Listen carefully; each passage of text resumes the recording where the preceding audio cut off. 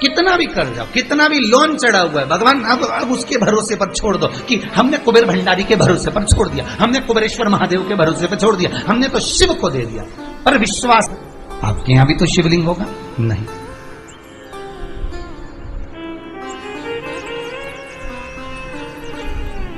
ना वो वस्त्र बदल रहा है, ना वो रंग बदल रहा है, वो तो केवल एक काम करता है कि उसकी शरणागति में जो आ गया और उसका कर्म का भोग वो देख लेता है कि कितना भोग रहा है, उस कर्म से उसको छुड़ाने का प्रयास कर देता है। ये जो वैश्या है ये सब जगह रही, पर रहने के बाद में आखिरी में जब पहुंची तो उज्जैन पहुंची,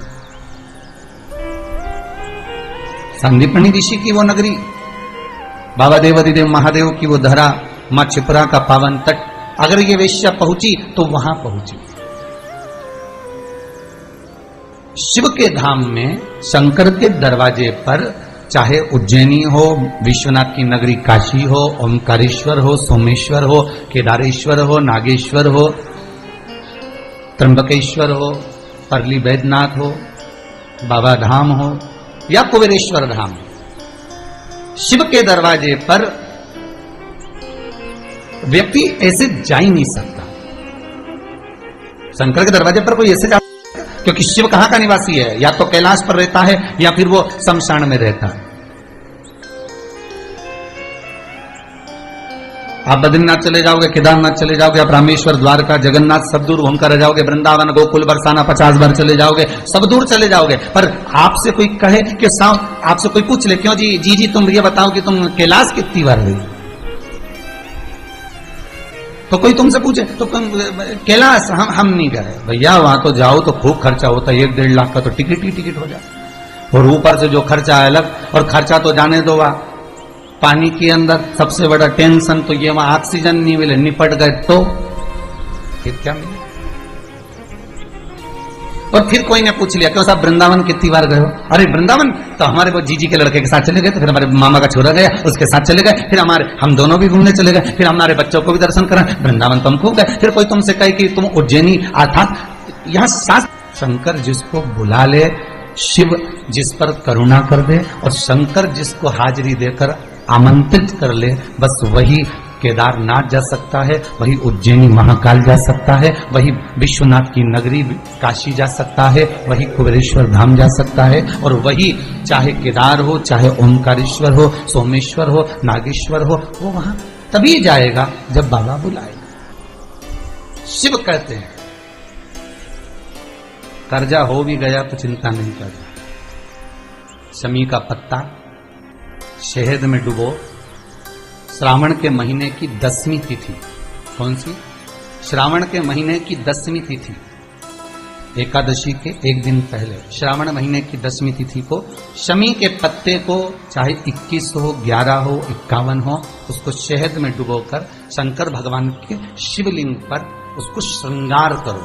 केवल चढ़ाना नहीं है, जब शहद में डूब जाएगा तो वो चिपक जाएगा। शिव का श्रृंगार करो। क्या होगा इससे? तो लिंग पुराण कहती है, नर्मदा पुराण कहती है, शंकर का जब हम शमी के पत्ते को शहद में डुबोकर श्रृंगार करते हैं, शंकर कहते हैं इसने मेरा श्रावण महीने में श्रृंगार करा है, तो क्यों ना मैं भी इसका धन का श्रृंगार कर कर इसको कर से मुक्त कर दूं, तब कर्जा चुका, तब कर्जे से मुक्ति होगी। ये केवल श्रावण के महीने में किया जाता है, इसके सिवा कहीं कोई महीने में नहीं कर सकते आप। और नहीं तो बाद में कहोगे कि हमको हर महीने, तो उस महीने में कर, केवल श्रावण की 10वीं, चाहे उजाले की कर लो चाहे अंधेरी की कर लो, एक ही बार करना है, 2 10वीं पे भी नहीं करना। श्रावण महीने की 1 10वीं पर अगर आपने इस 10वीं पे कर लिया तो अगली पे मत करना, अगली पे करा तो इसमें नहीं करा तो कोई बात नहीं, एक पर करना है, 1 10वीं। कितना भी कर जाओ, कितना भी लोन चढ़ा हुआ है, भगवान अब उसके भरोसे पर छोड़ दो कि हमने कुबेर भंडारी के भरोसे पर छोड़ दिया, हमने कुबेरेश्वर महादेव के भरोसे पर छोड़ दिया, हमने तो शिव को दे दिया।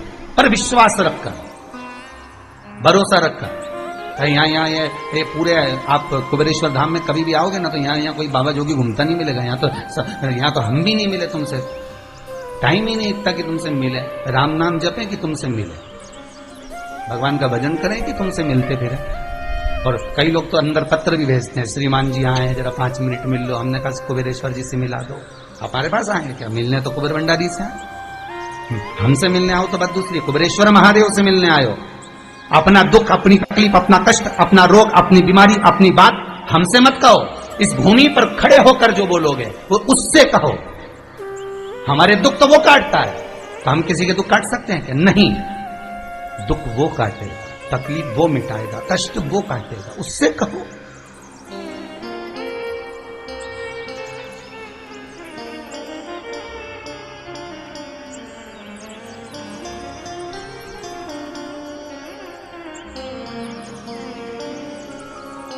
उसके भीतर बात।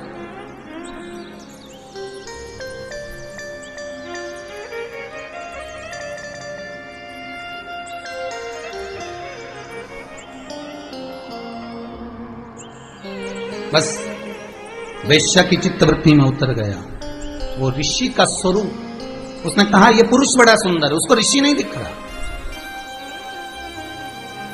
भगवान का प्रसाद, प्रसाद उसी को दिखता है जिसके भीतर प्रभु विराजमान होता है, तो उसको प्रसाद दिखेगा। जिसके भीतर प्रभु नहीं उसको प्रसाद कहां दिखेगा? एक कितना सुंदर बात कही, एक पति पत्नी का जोड़ा गुरु जी के यहाँ कथा सुनने जाता था।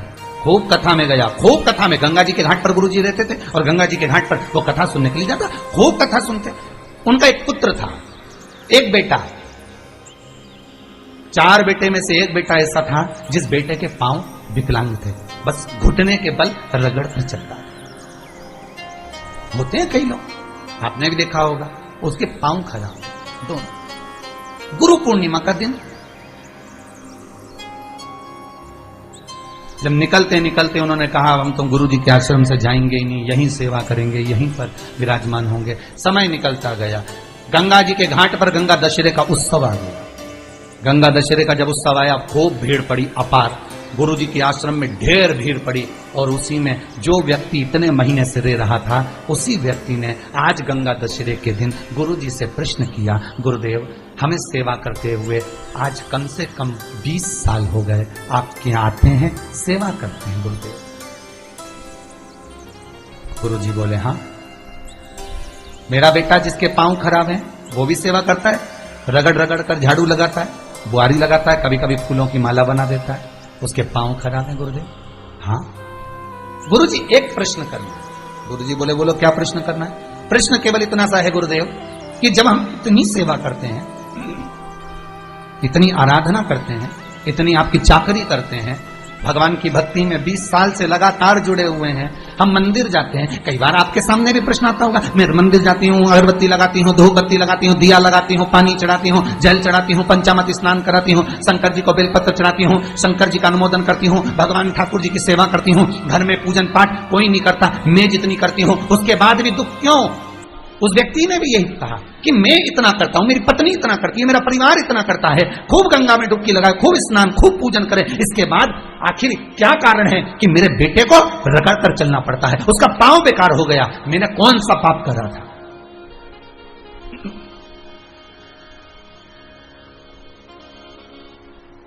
मैंने पाप कौन सा करा गुरुदेव? गंगा के घाट पर आज गंगा दशहरे का दिन है गुरुजी, सत्य बताना कि मैंने कौन सा पाप करा कि मेरे बच्चे को रगड़ रगड़ कर चलना पड़ रहा है, उसका कारण क्या है? इतने में गुरुजी बोले, अगर इतनी पब्लिक में हजारों लोग गुरु दीक्षा लेने आए हैं, हजारों लोग गंगा नहाने आए हैं, इसने एकांत में प्रश्न नहीं करा, प्रश्न भी करा तो इतने लोगों में प्रश्न करा, उत्तर नहीं दूंगा तो आज बात रह जाएगी। अगर अकेले में प्रश्न करता तो मैं उत्तर नहीं देता, क्योंकि इसका दिल दुखेगा। कई प्रश्न चेलों के, कई प्रश्न शिष्यों के ऐसे होते हैं जिसका उत्तर गुरु नहीं देते, क्योंकि गुरु को मालूम है इसका मन दुख जाएगा। सत्य बोलेगा गुरु और मन दुखेगा आपका।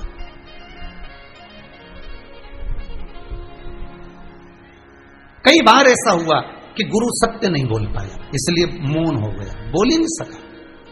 पर आज इतने लोगों में इसने प्रश्न किया, उत्तर तो देना पड़ेगा। गुरु जी ने कहा बात सुन ले अच्छे से, ये तेरे कर्म का भोग नहीं है, ये इसके कर्म का भोग है। जिसके कर्म का भोग जिसको भोगना पड़ता है, किसी दूसरे को नहीं। ये पूर्व समय में एक किसान का बेटा था,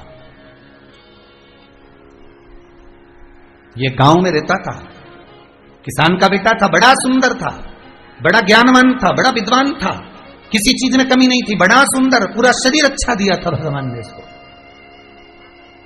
फिर इसके पिताजी खेत में काम करते, माँ इसको रोटी का 2-4 रोटी बनाकर पिताजी के लिए देती, थोड़ा सा अचार रख देती, भोजन सब्जी रख देती, इसको दे देती, सिर पे रख के जाता, पिताजी को भोजन देकर आता। जी गुरुजी। फिर गुरुजी ने कहा, एक बार माँ ने रोटी बनाकर रखी, इसको दी, इसने ले जाकर खेत में रख दी। किसी मित्र से बात करने चला गया, पिताजी को बोलना भूल गया कि भोजन रखा है। फिर गुरुजी बोले, इतने में ये मित्र से मिलने गया, एक कुत्ता आया और उसने उस रोटी को खा लिया, बर्तन को चाटा, रोटी को पाया, रोटी को खाया। पूरी रोटी जब वो खा गया, इसको क्रोध आ गया। ये आया दौड़कर, एक लोहे की छड़ी पड़ी हुई थी, उस छड़ी से इसने कुत्ते के पांव में मारा। वो 2 पांव में कुत्ते के लगा और कुत्ते का पांव टूट गया।